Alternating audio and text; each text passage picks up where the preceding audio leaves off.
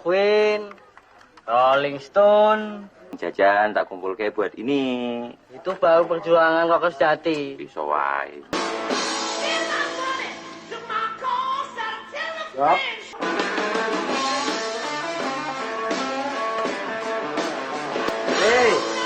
Pak. Apa, Pak? Oh ya dikecilkan ini loh. Lagu apa tuh? Lagu rock, Pak. Tell you what you can say and what you can't say. I personally don't need that. I don't need that. Somebody out there is out to get me.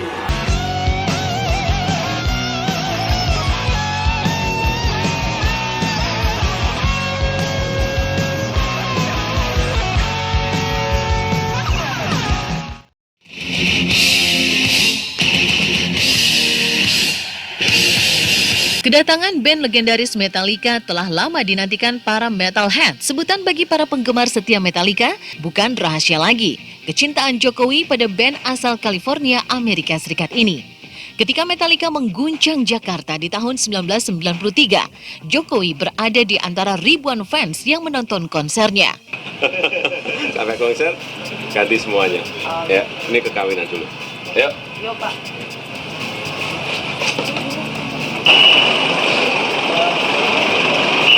Penggemar fanatik band rock. Apalagi ia memilih kelas festival daripada tribun atau kelas VVIP lainnya. Presiden Joko Widodo mengaku jika memiliki waktu luang akan datang secara dadakan menyaksikan konser band Guns N' Roses. Ya, mantan Gubernur DKI Jakarta dan juga Wali Kota Solo ini memang dikenal sebagai penggemar musik bergenre rock. Hal ini disampaikan Jokowi saat ditanya wartawan apakah dirinya akan hadir untuk menonton untuk memenuhi undangan promotor yang mendatangkan band rock asal Amerika Serikat ini ke Jakarta. Nanti dadaan lah. Nanti dadaan. Tapi ya memang ya itu senang zaman dulu lah gitu. Tapi sekarang masih senang. Bapak tadi sempat ngerasain atmosfer bersama dengan penggemar. Bagi pecinta musik rock sepertinya, inilah momentum untuk kembali mendobrak semangat jiwa muda. Apalagi sang vokalis usia Axl Rose yang tak lagi muda, namun tetap memiliki semangat membara, mampu memberi pelecut tersendiri bagi Jokowi. Mas. Ngapain apa? Nonton Guns N' Roses. Apa? Terus ya nonton. Ya nonton 3,5 jam lah tadi berdiri lumayan. Saya sangat terkesan, excited banget seorang presiden mau bersama-sama nonton Guns N' Roses. Milenial banget Pak. Love you full.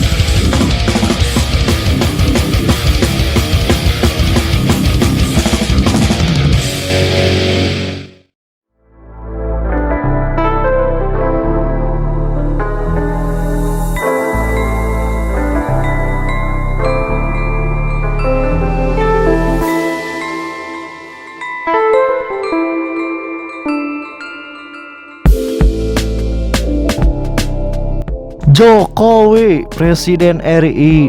Anjir. Oke bro, ini sih kembali lagi bersama saya di channel 17 Juni. Kali ini saya akan membahas sebuah alur cerita film yang berjudul Jokowi tahun 2013. Sebuah film yang cukup sulit untuk diceritakan. Sebelumnya mohon maaf apabila ada kata-kata yang kurang berkenan di hati Anda. Ini hanyalah konten, tidak ada maksud dan tujuan apapun. Oke, seperti biasa berikut sinopsis yang telah dikutip dari Wikipedia berikut ini. Jokowi adalah film drama Indonesia tahun 2013.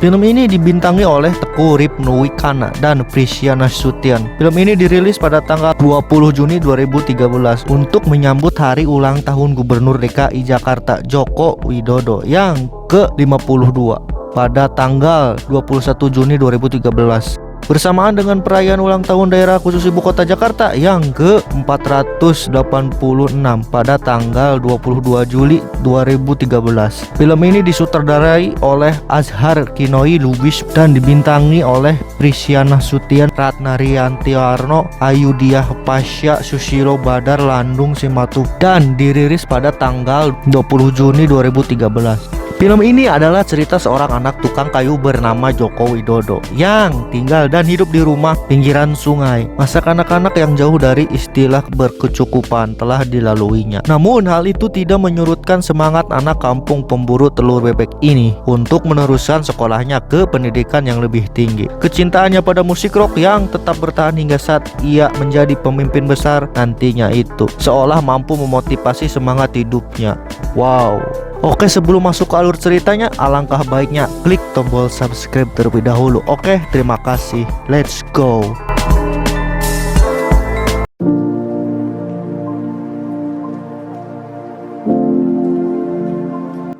Di awal cerita kita diperlihatkan seorang bapak-bapak yang sedang mengayuh sepeda tua menuju klinik setempat. Entah mau ngapain, nanti kita lihat saja.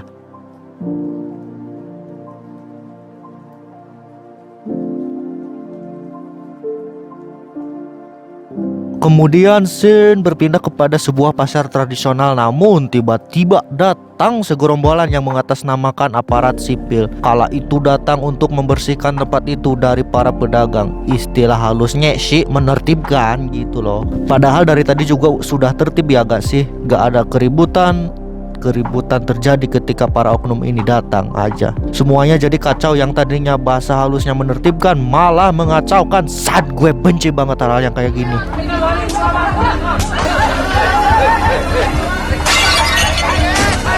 Kemudian si bapak yang di awal tadi melintas di pasar tersebut, kemudian ia diberhentikan oleh oknum tersebut gara-gara ia membawa sebuah gembolan di belakang sepedanya yang dikira salah satu pedagang yang mau melarikan diri. Namun untungnya gak jadi dibawa.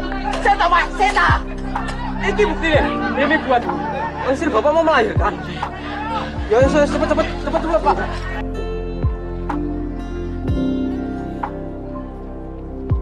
Kemudian scene memperlihatkan seorang ibu yang mau melahirkan. Ibu itu terlihat kesakitan menahan bayi yang mau keluar. Pihak klinik enggan menangani ibu itu karena belum bayar adminnya.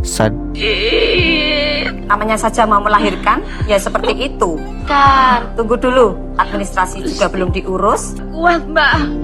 Di rumah-rumah sakit Kemudian datang bapak tadi yang ternyata mereka adalah sepasang suami istri, dan lahirlah seorang bayi laki-laki dan diberi nama Joko Widodo. Sudah datangnya terlambat, administrasi belum diurusin. Anakmu laki-laki. Alhamdulillah. Anaknya mau dikasih nama siapa, Pak? Selamat ya, Pak. Saya kasih nama Joko Widodo. Kehidupan mereka kala itu sangat sederhana. Kemudian bayi itu mendapatkan sebuah hadiah piring dari sang kakeknya. Dikasih bapak hadiah buat lahiran anak kita. Sayang kalau dipakai, Pak. Ya sudah, disimpan saja ya. Ini kan piring mahal simpenannya ibu. Kemudian datang seorang laki-laki yang ternyata mau menagih uang kontrakan rumah orang tua Joko yang memang masih mengontrak kala itu. By the way, dikarenakan saya tidak tahu nama kedua orang tuanya Joko, biar gak canggung kita sebut saja Pak Dodo dan Ibu Dodo. Oke, lanjut. Alhamdulillah. Kamu nih urusan aja. Aku udah mau tahu. Itu bukan urusanku toh. Pemilik kontrakan itu nampaknya agak sedikit emosi karena mereka belum bisa bayar kontrakan tersebut. Namun kala itu Bu Dodo berjanji dan meminta waktu sampai siang hari untuk mencari sedikit cuan untuk membayar kosan. Akhirnya si pemilik kontrakan itu pun pergi membawa janji Bu Dodo. Gimana caranya gitu? Bagaimana kalau dibayarkannya nanti siang? Boleh? Siang ini? Iya. Ya wes, tunggu. Jangan sampai lewat lo ya.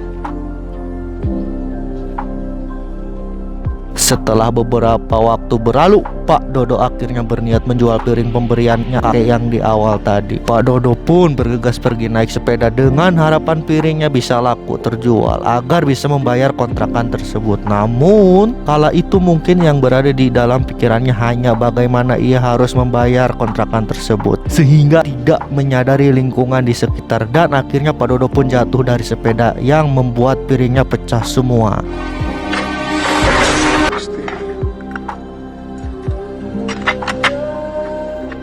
Setelah itu akhirnya Pak Dodo pun berinisiatif menggadaikan jam tangannya. Namun kala itu jam tangannya hanya dihargai 2.000 saja. Kemudian Pak Dodo pun memberikannya kepada pemilik kontrakan tersebut uang hasil penjualan jam itu. Mintanya berapa?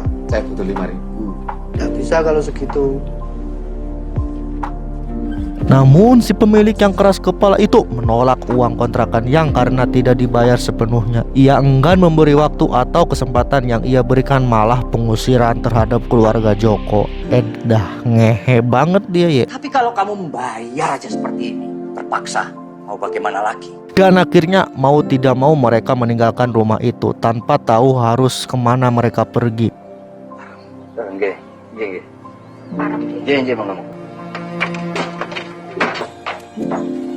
Namun kala itu turun hujan, mereka pun akhirnya ikut berteduh di sebuah warung makanan dan akhirnya mereka memesan semangkuk soto untuk bertiga. Namun ini respon yang diberikan pemilik warung tersebut. Soto apa pidahan? Ya itu. Soto semangkok gawe susah yang lican. Ya pengertian. Yang barangnya itu ngalangi pembeli saya. Nyuwun ngapunten nggih, Mbak. In the afterlife.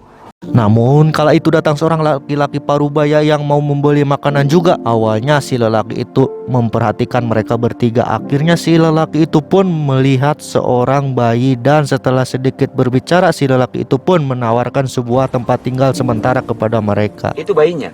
Kasihan benar hujan-hujan gini. Saya belum dapat kontrakan baru, suruh pergi dadaan.